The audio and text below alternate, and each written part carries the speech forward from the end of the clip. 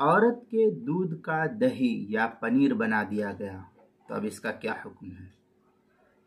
چنانچہ اگر عورت کا دودھ نکال کر اس کی دہی یا پنیر وغیرہ بنا دیا پھر بچے کو کھلایا تو اس سے حرمت ثابت نہیں ہوگی۔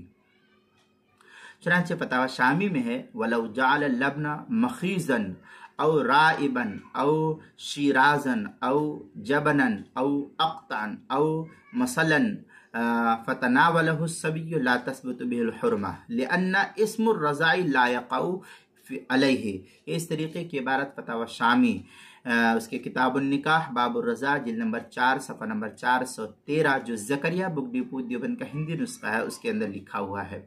اسی طریقے سے فتاوی ہندیہ اس کے کتاب النکاح پہلی جلد صفحہ 345 جو زکریا بک ڈپو دیوبند کا ہندی نسخہ اس کے اندر آگے مزید الفقہ علی مذاہب الاربع مکمل کے اندر ہے الاول ان یکون ماعیا بحیث یصح ان یقال فیہ ان الصبی قد رضعہ اما اذا عمل جبنا۔ اس طریقے کی عبارت جو ہے الفقہ علی مذاہب الاربع کے مکمل صفحہ 919 البحر الرائق تیسری جلد صفحہ 398 فتاوی شامی کتاب النکاح باب الرضاع جلد نمبر 4 صفحہ نمبر 413 جو زکریا بک ڈپو دیوبند کا ہندی نسخہ اس کے اندر۔